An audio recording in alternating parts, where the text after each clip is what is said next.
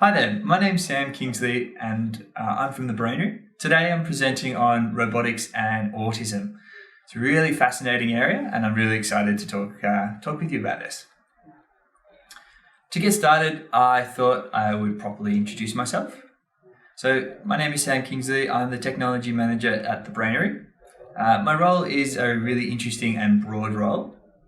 I've had wonderful opportunities to work with technology in a whole wide range of contexts. Some of the really fun ones that I've had the opportunity to work in is where we've used humanoid robotics in healthcare settings. So taking something that we probably would usually use within a university context or a high school context, so quite complex humanoid robots, and then programming them to be a useful tool for healthcare within the rehabilitation space. That was something that we got to work on with Melbourne University, Swinburne University and the Royal Children's Hospital.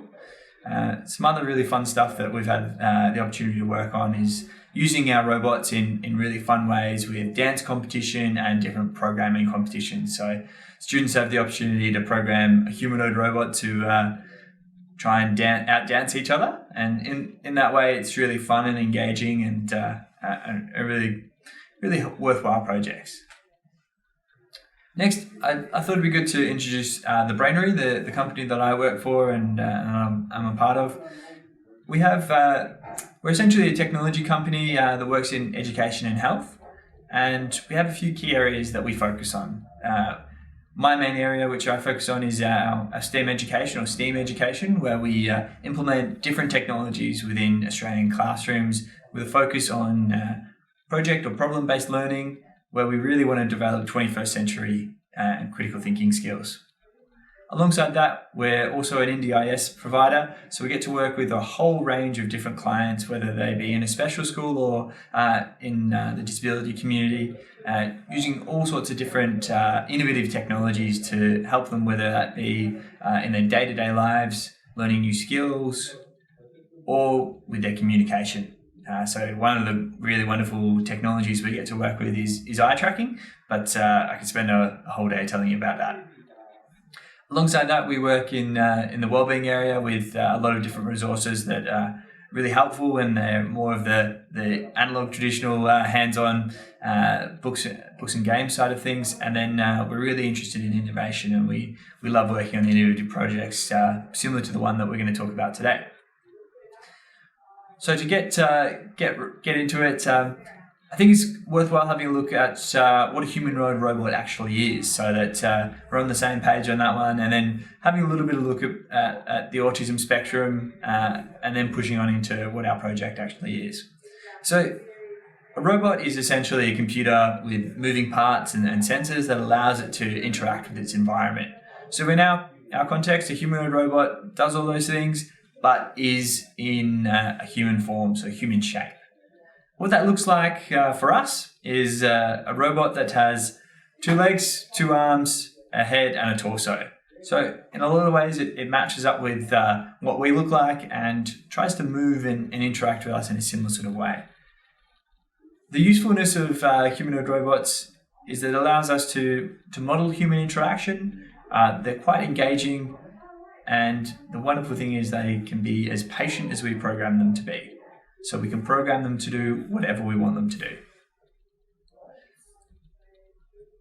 Now, I think it's worthwhile, as I was saying before, touching on the autism spectrum and talking a little bit about the experience that people on the spectrum do have. It's important that we note and understand that for every person that's diagnosed on the autism spectrum, there's a broad range of diagnoses that they can have, and it impacts their lives in different ways. There's no one-size-fits-all solution to support and help people on the autism spectrum navigating a world that is not really designed for people on the autism spectrum.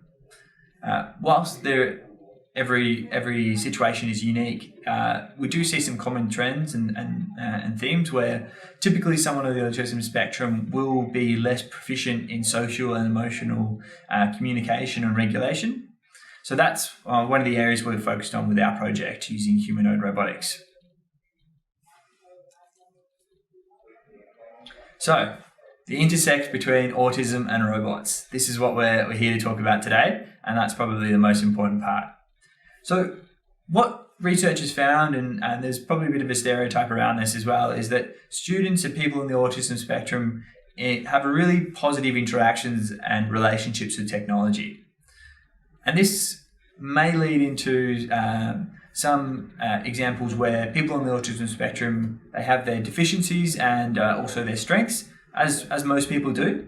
And it may be that we have some special interest groups where we have, or special skill groups where we have people on the autism spectrum who are really talented with technology, which leads to that stereotype to a certain extent.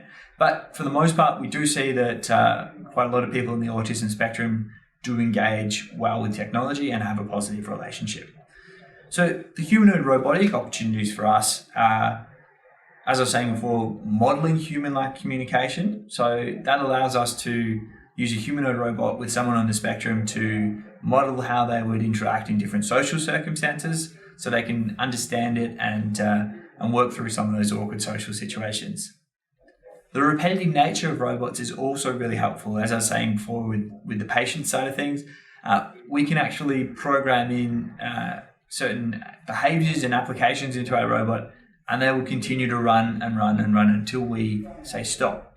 So that gives us the opportunity to work with someone, work with anyone really, who wants to work on specific skills, whether that be how to express themselves better with the communication or how to regulate their emotions better. The robot has infinite patience as long as the battery is kept fully charged. The other aspect is we find that robotics in general are highly engaging and they can be really fun. So building that fun and engagement into learning about emotions and communication can make those therapy settings a hell of a lot more fun and a lot more successful. So now I'd like to talk a little bit more specifically about our project and what we're doing with the JD robot and people on the spectrum. So our project is a co-design and development project where we're creating a suite of autism therapy applications that would be delivered using a humanoid robot. We have a really broad team with a lot of different expertise and skills in there.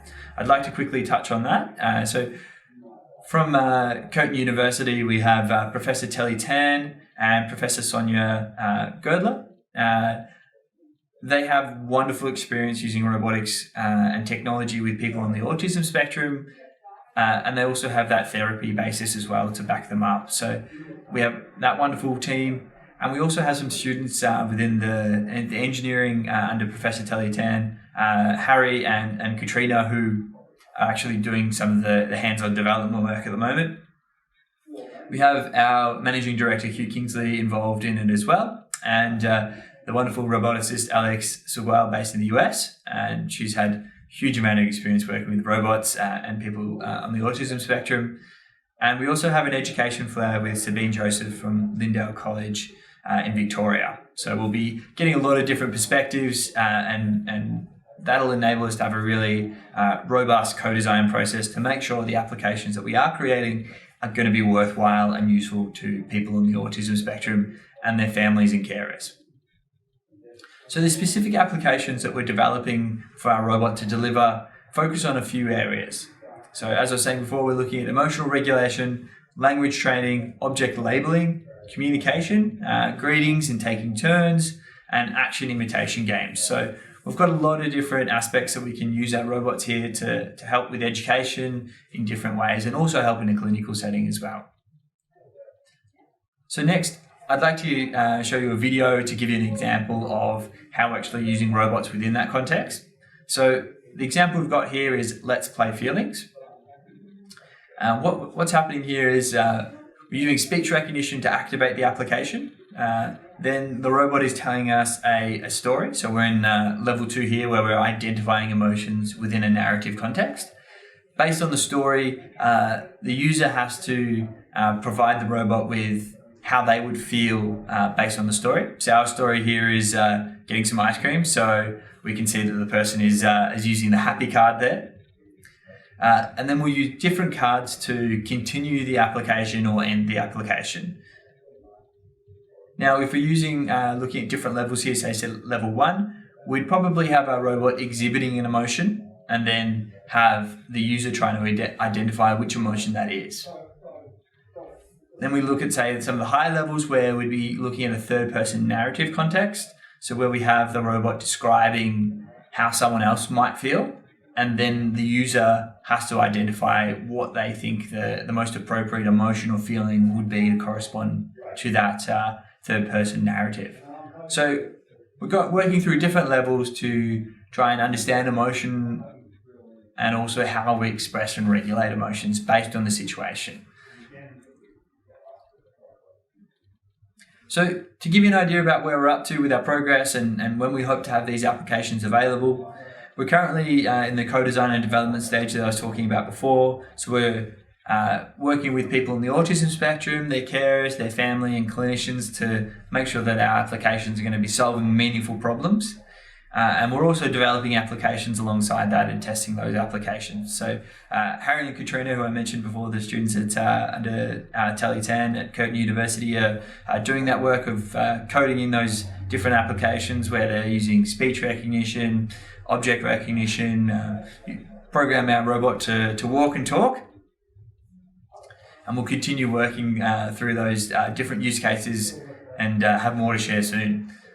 We're hoping for a release date sometime in 2021, probably mid to late year. And then we'll hopefully have that ready to go for anyone in Australia and New Zealand to purchase a robot and this software as well, so they can use these robots in a really creative and fun way. Now, if this has inspired you to learn more, we really want to hear from you. We'll be posting updates on our blog, our social media, in our newsletters and on our website. So I've popped our website up there. It's just thebrainary.com. Also, you're more than welcome to get in touch with us. So if you have any questions, thoughts, queries, we'd love to hear it. And I'll leave those contact details up there for you. I'd like to thank you for listening to me present on autism, robots, and our project developing therapy applications using the JD robot. And I wish I was there with you to attend the conference, but I hope you have a wonderful time. And if you're tuning in remotely as well, I hope you're staying safe and well. Thank you.